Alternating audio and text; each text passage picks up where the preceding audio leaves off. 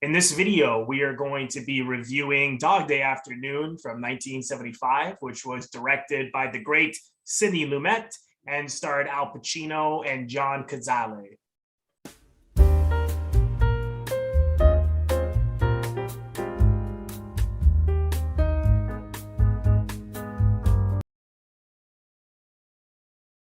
And my guest today, I want to welcome Elisabeth Karlin, who is a New York City playwright. Some of her plays are The Night the Ocean Met the Bay, Bodega Bay, Hotbed, The Showman and the Spirit. And she also writes for film. She's contributed to Joel Gunn's Alfred Hitchcock Geeks website. So Elisabeth, welcome. Thanks so much for joining me. Great to be here. This is a filmmaker that he's always been one of my favorites, and I've only reviewed a couple of his films, so I'm really making a priority to do many more. So, I know we know each other from the Alfred Hitchcock Conference. I know you're a big Hitchcock fan and classic film fan. When did you get interested in the films of Lumet? Well, I'm not sure when exactly it was. I know when I was a kid and I saw 12 Angry Men, I was blown away. Yeah. My affinity with Lumet is can be put into 3 words, New York City. And it's a combination of that, and also that he comes from the theater. He grew up in the Yiddish theater. Yes. Yeah. And I'm of the theater. I'm really, as much as I love films, I'm a theater animal. Right. So what he does with confined spaces and New York actors and dialogue is very theatrical to me. And it's just something I really relate to. And that was so evident in 12 Angry Men, where you just got these characters. It's all about the characters. Just put them together in a room and let them behave. And that to me is, some people wouldn't call that cinema, but that to me is so exciting. Yeah. And not every director can do that.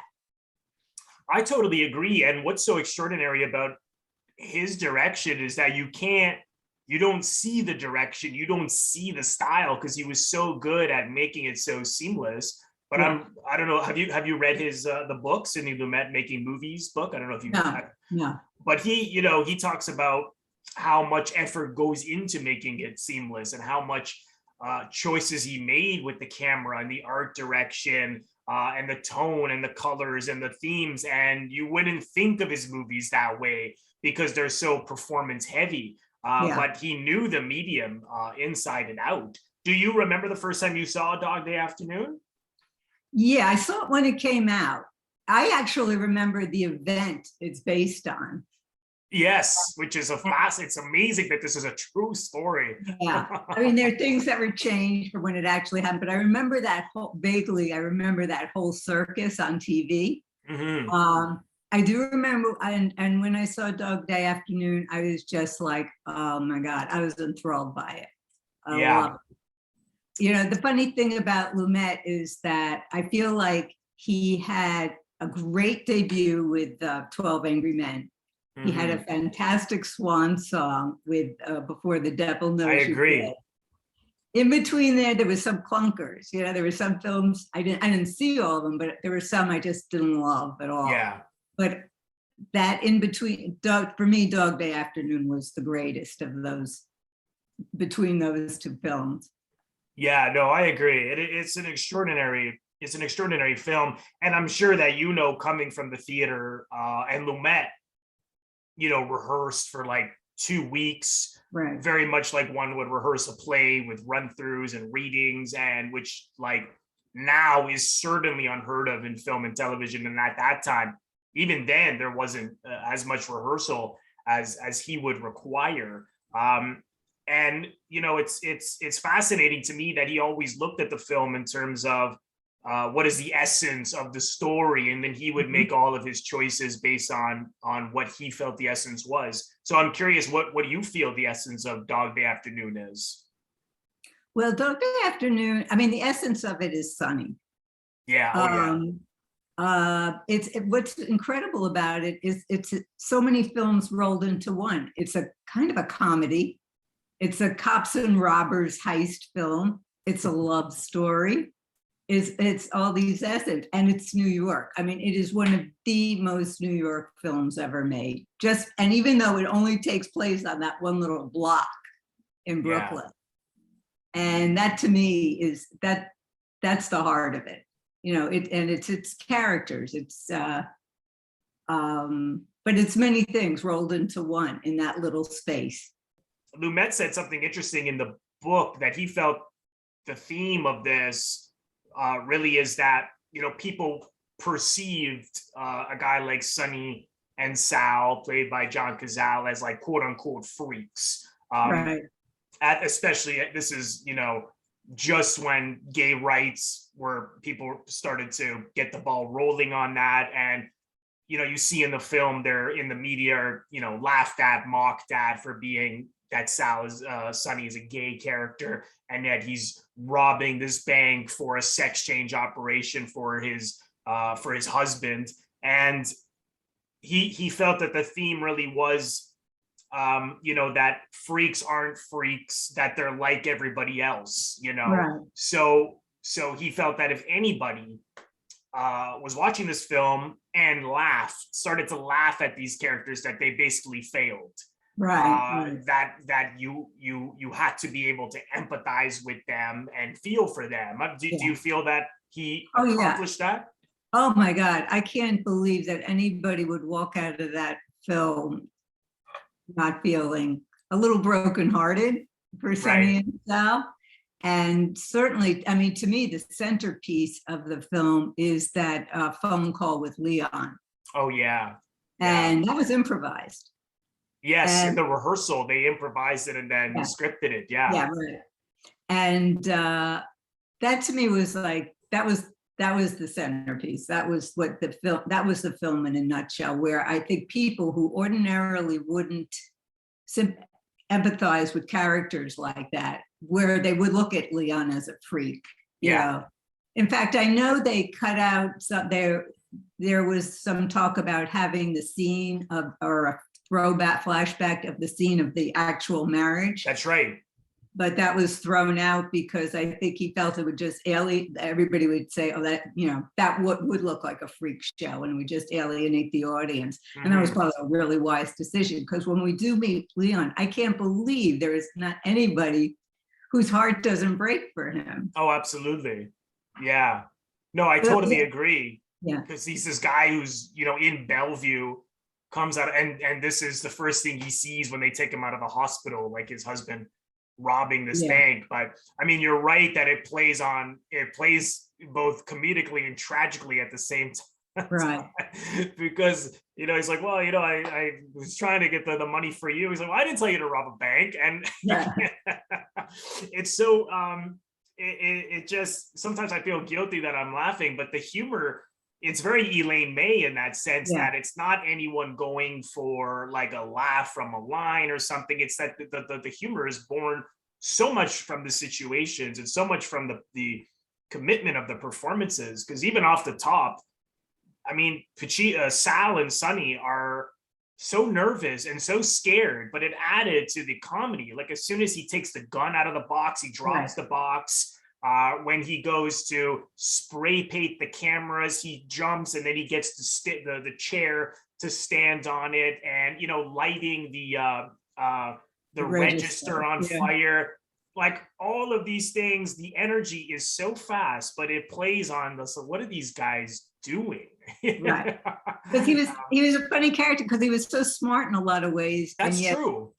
Made a lot of dumb mistakes. Yeah.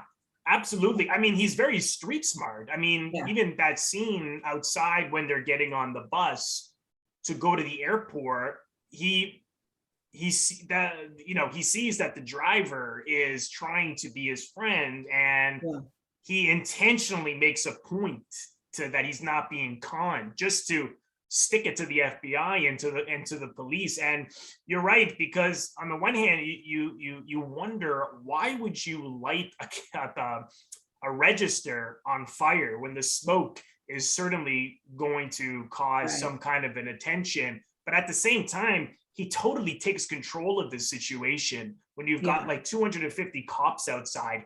He was calm as a cucumber, and I think as what Al Pacino said about him, it's this guy's day in the sun. I mean, he is enjoying this. Right. You know, it's like on a subconscious level, he wanted to get caught. I mean, did you think that that's where his, did you feel that watching this film? That he wanted to get caught? Yeah. I don't know. I never, that's an interesting way to look at it. That never occurred to me. Yeah.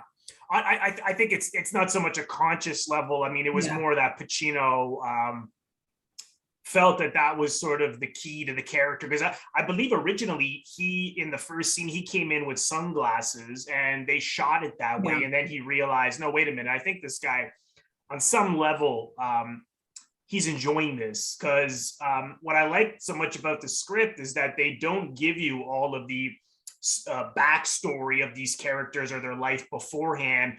They just give you fragments of it, and you know, they're Vietnam veterans. They are well, more so Pacino's character, Sonny, is on welfare. He's got 2 kids. He's either gay or he's bisexual.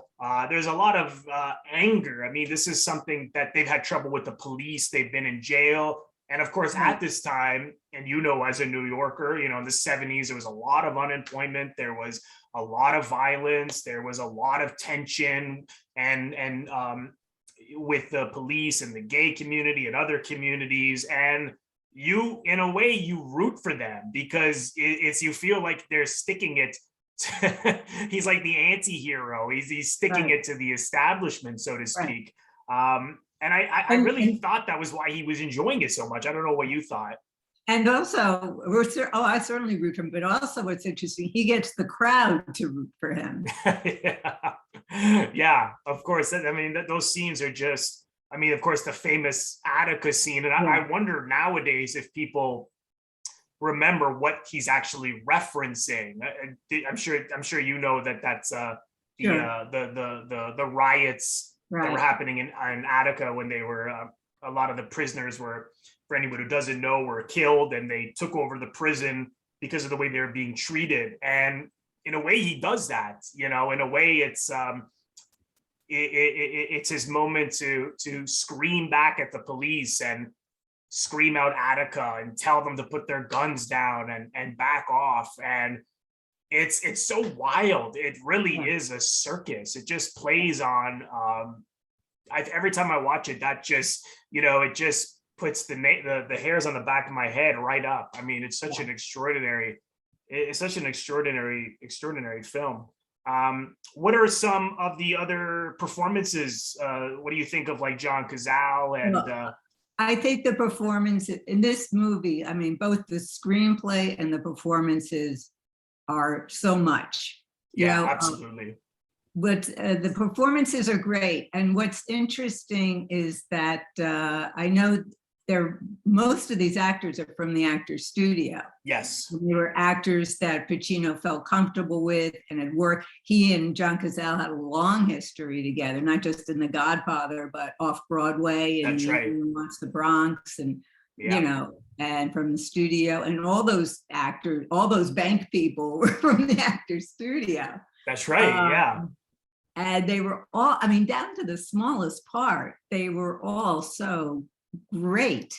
I love them all. I think, you know, Chris Sarandon was a real standout, and I never understood why his career didn't really go anywhere. I wondered about that too, because I mean, I can't even think of anything else he's in. I know he's in some horror films. He's in movies as leading man types, but nothing like that. You know, nothing. I expected so much from him. That performance is unbelievable. Yeah, it's stunning. It's hard to believe that he isn't that person. It's just it is that believable. And I think you're right in terms of, you know, John Cazale had done Indian Wants the Bronx with Pacino, and another The Local Stigmatic was another one. They knew each other for so many years. Yeah, they were friends.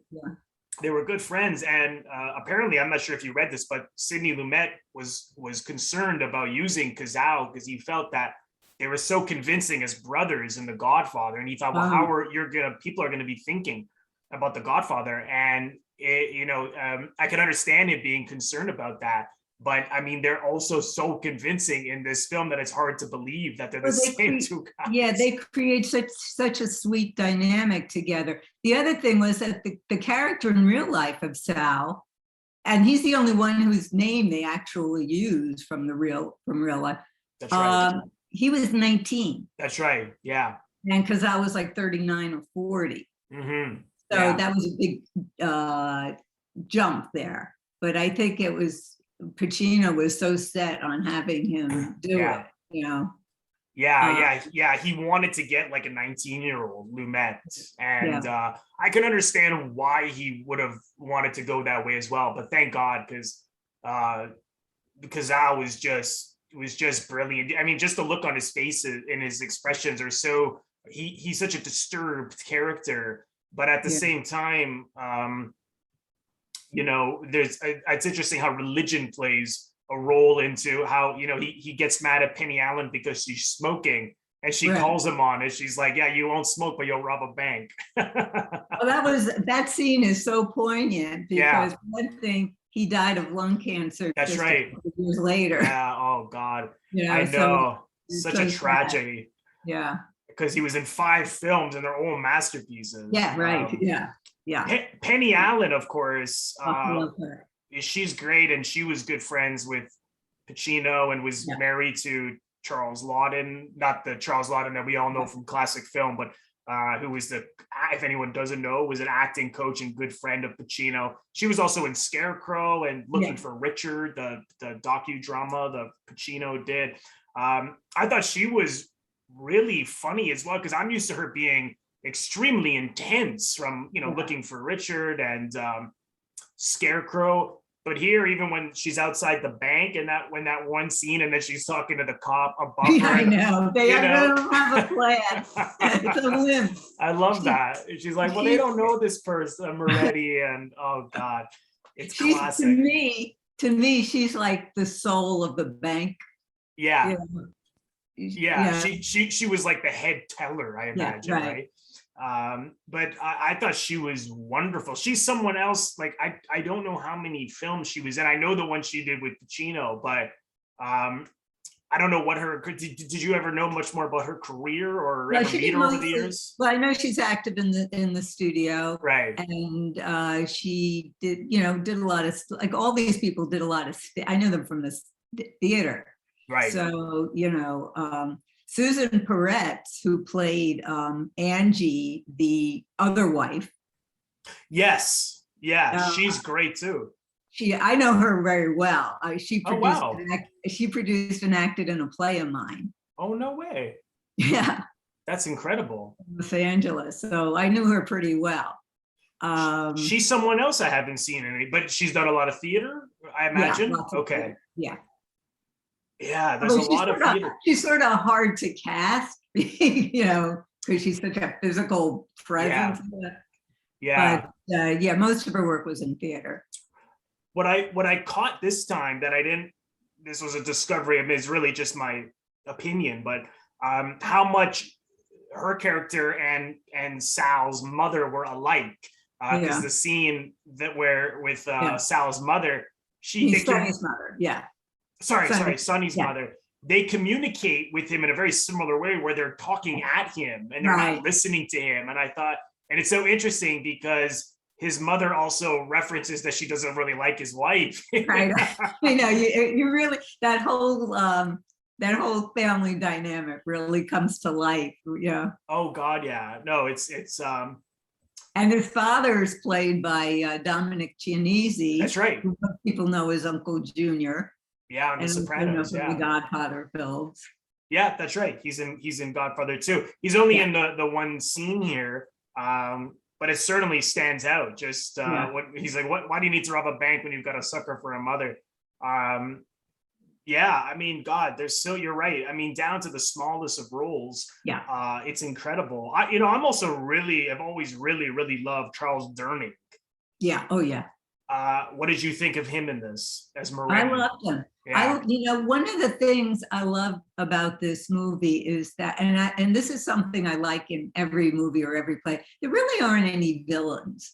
I mean, the FBI guy who's and the Lance Hendrickson part, the guy who shoots. I mean, you don't love them, but they're just doing their job. Exactly. Yeah. The bank is there are people being held hostages. They have to get them out. Exactly. So, yeah. So they're not villains. And that's what I like. I like stories that have conflict, that don't come from like somebody who's evil, but people just trying to get along in this world and get through the night as best they can, and they fuck up, Yeah.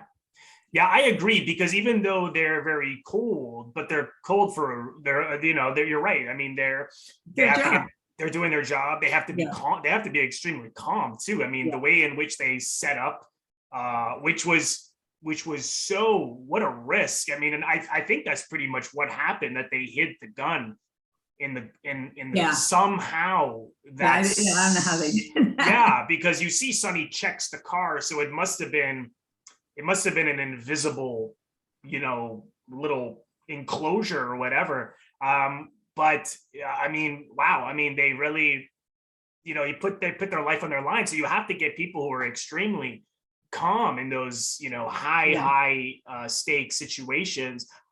Another thing that I caught this time, and it's true, is that James Braddock, who's one of the FBI guys we've been mentioning, Sheldon says to Charles Durning, "Why didn't you just wait for them to leave and then get them outside?" And then I thought, that's a good point. Why bring like this army of people out there when it seemed like it could have been a simple that they would have left, that you could have got them when they were outside. And all Moretti says is it was an error of judgment. So it shows that, Sonny was smart, but he makes these big, bad, stupid mistakes. And then the police do too, which is, I don't know if that popped out to you at all. Yeah. And Durning really was great in it, because I mean, I'm sort of feeling for him all the way through. I mean, he's got to control this crowd. He's got to control his cops, who are so like trigger happy. This is a guy just doing his job, and it becomes, his job gets out of control. Everything, the situation gets out of control, and so you make mistakes, But I think and a lot of that is because of Charles Durning, that I really feel for him. Yeah, no, I agree. I mean, he was really an underrated actor, and I mean, I think those scenes outside, some of those scenes with Pacino, were improvised on the camera, as opposed to like the scene you were talking about before on the phone. Right. The phone conversations being scripted and then in rehearsal and then shot. But and you, not that it seems improvised, but you can understand because they cut each other off so much as they're talking back and forth. I actually once in my acting class, I was looking for scenes, and I came across that scene, and I could tell the way they tried to rewrite it on a Word document was just all over the place. And I thought, I don't know how the hell I would even direct this, because I think it just came on the spot, which, was something that Lumet didn't do too often. But as he said, this was a film where he didn't concern himself with the colors as he would, or the feel of the photography, and that he approached it very much like documentary. So we're gonna shoot it straight, and it's gonna look as it looks. Does it feel documentary like to you? There's a little bit of a documentary feeling. I'll say that I think there's a tendency to gloss over what Lumet did with this film by people, because the screenplay and the performances are so powerful, right, that I think people look at it like, well, anybody could have shot this. Right. But that's so not true. Yeah, it's not true at all. Even shooting, manage this all is incredible. Oh God, yeah. The amount of background people they had, and some one of the most convincing crowd scenes I've ever seen. Yeah. Because they can be really stilted sometimes, in movies. Yeah, but this was true. So dynamic. Yeah, no, he told everyone very specifically, what they would be doing. Like if there's kids, well, then play on the street. And if you're in the gay community in support of Sonny and Sal, then you're going to very much be on their side. And then he said after a little while, everybody just knew what to do. It was if they weren't just quote unquote extras in the background, but they were very much a part of the story. And I think for this film, it was the crowd was a character, which was great. Yeah, no, absolutely. But you're right. I mean, it's, sometimes people don't realize that even if a director says they shot something in a verite documentary style, it doesn't mean they simply hit record. I mean, there's you're right, because that has a whole other set of challenges that someone that you and I both like, Hitchcock, would probably run home if he had to do something like that, because he was so everything, like the opposite. The opposite. Everything was like an architect, like down to a T. And you just have to be a very different kind of director, I think, that would have to be so in tune with what is happening in this moment right now. And the phone conversation scenes that you referenced, I forgot, I just recently reread Making Movies, but back then when, because he wanted to do it all in one take, both conversations. So after like 8 or 9 minutes, the camera would finish and they would have to run another one in. And talk about trying to make it easier for Pacino to not have to stop and to do it so much like a play. And I think that's why his performance is so, powerful. It's really, really uncanny. We also see Carol Kane in this, which is great. I mean, she's doesn't say as much, but when she does, like when her husband calls to find out how long the bank rob, when she's going to be home for dinner, and stuff like that. And another frequent collaborator of his, you might even know her, Marcia Jean Kurtz. She's in a lot of his movies, and I've seen. Have you ever met her over the years, or know anything about her? I have. I don't know her, but I'm sure I have, because I've been in I spent a lot of time at the Actors Studio because I was in the Playwrights Directors Unit. Oh, wow. There. So it's like Sully Boyer, who played the bank manager. Yes. Always there, and Penny Allen, and a lot of those people. Did you ever talk about this film with any of these people who were involved? No, it never came up? I don't remember. I don't think so. No. Yeah. I don't know. I don't remember. You'd think I would have talked about it with Susan, but I don't remember. One interesting casting tidbit is that John Marriott, who plays Howard, the security guard. Yes. Yeah. He made his film debut in The Little Foxes as Cal. I don't know if you know the Weiler film. Yes, I haven't seen it, but I know of it. It's a great movie. So he's in that. Oh, that's interesting. Yeah, and it's funny because that's from like Golden Age. I mean, I remember it so vividly in that. It's like a whole other era. Oh wow, I'll have to check. That's one of those classics that I've been meaning to see that I just haven't seen yet. Is that 40s or 50s? Is that 40s or 50s? 40s. It was in the 40s, yeah. It's early 40s. It's like, it's really going back. It's like 41 or 43. I forget. Maybe 43. Okay, yeah. I haven't seen him. He's in, that's the thing with this film. As we said, there's so many iconic performances, and then I can't recall them in much more than either this film or, I mean, like you said, Chris Sarandon is in tons of movies, but all I can think about is him in this. Which is really, really interesting. Was there anything else about this film that you wanted to mention? Anything that I want to mention something about the opening of this film, because I think it is one of my favorite opening credit sequences ever, even though it's short on credits, actual credit. But and what I love, I love that whole montage of New York in the summer and with Amarina playing, and then they zoom in on the car and the song is on the radio. And then that's the last music, really, There's no music. Yeah, that's right. except for like a little blip of Looney Tunes overheard. That's it for the music. Yeah. And I just find that's so great. I love that. I love that there's no music dictating how we feel about everything. Right. And I Right. love the use of that song at the beginning. You know, I think it was just such a perfect decision to just end it there. But I love that opening sequence, that montage.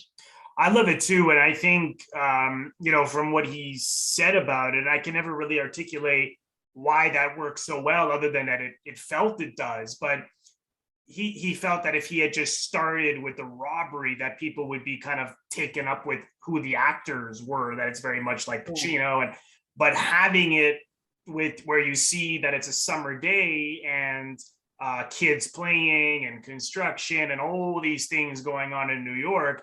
Right. And then we just meet these guys, and then we in a way, it's interesting that how he came up with that, but it's in a way it brings you into the story as opposed to warming up to it. It just brings you right into those guys, and they go. And their nervousness, you know, Oh the my kid God, yeah. faces in front of the bank. I mean, it's just it's such a great movie. Yeah. No, I agree. I mean, it's almost a perfect film. I mean, there's just nothing that I could see wrong with it, or anything that I could see that needing to improve with it. And one thing we touched on that I really appreciate is the fact that he doesn't go into their life before, because as he said, you know, Patty Chayefsky told him something that they called the rubber ducky. It's like, you know, sometimes you would submit a script, and maybe you as a writer have experienced this, and they would say, well, why is the character doing this or that? We need this whole backstory. And they would refer to that as, Chayefsky would say, everyone needs a rubber ducky. In other words, you know, this guy became a murderer because his mother took his rubber ducky away from him in the bathtub. Yeah. And in this case, like I said, you know, just enough. And the fact also that they're Vietnam veterans, and now, you know, coming back from Vietnam, you know, maybe a year, 2 years, 3 years later, and where's the help for these guys? I mean, the fact that they're committing this kind of crime and they're on welfare, what does that say about the society that we live in? Yeah. You know? Yeah. And they're just there's something so lost about them. Oh, absolutely. I mean, you totally see that they're totally been outsiders. They haven't been given much attention in their life. And I think that's why Sonny is enjoying this, you know, and he takes it as far as he can. Yeah. So and he also, I like how he sort of tries to keep everybody happy. Yeah. You know? Yeah, like that one scene where they're practicing. He's like talking about, I got to take care of this, I got to do this. Yeah. You know, so everyone's got to go to the bathroom at first. And then later on, he's even like showing that one of a couple of the women some tricks with the gun and stuff. And I really wonder when they read this, if they had just thought, how are we going to do this convincingly? Because it almost works like a far out melodrama, but they, you know, it's like they say, life is stranger than fiction sometimes. And this one, it certainly has that element. There's a really good book that came out a couple of years ago on Sidney Lumet, biography, really first time anyone wrote a biography on him. I don't know if you happen to read that. No. Who wrote it? Oh, I'd have to look. I'll send it to you. I forget the writer's name, but it's a fascinating book. And something I hadn't read before was that right before they started shooting, Pacino actually panicked and thought maybe he shouldn't do it, because he thought at that time, oh, maybe you heard that story. Well, I understand that they really had to convince him to do it. And I think I heard that it wasn't until they were thinking about asking Dustin Hoffman. Yeah, that got him going. Okay. Yeah, they were always compared and in direct competition. But I believe this was like literally before they started shooting, and it was because, you know, not many actors at that time in a big mainstream Hollywood film played a gay character, so he was so worried it was going to ruin his career. But Thank God he did it, because Oh my God, yeah. it holds up, so beautifully. I think it's his greatest performance. I just, out of Yeah, many great performances, I just think, I mean, it's one of the great iconic performances. oh yeah, no, absolutely, I totally agree.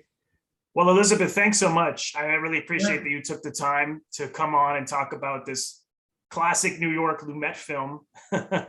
Everybody sees it. Yeah, absolutely. This isn't on any major streaming services. I mean, I have it on DVD, but it's pretty accessible. I believe this was an older DVD release of it. But there is a few, I think a Blu-ray release as well, but it's easy to find if anyone hasn't seen it. So check it out there. And if you're listening to this on the audio version of my podcast, just head over to the YouTube channel, because there's a lot more episodes there. And if you're watching on YouTube, please consider subscribing by pressing the Robert Bellissimo at the Movies logo. You'll see it right here floating above my head to your top left. Just click on that and then click the bell in order to get a notification every time I release a new video. It's absolutely free to do so. Elisabeth, thank you again.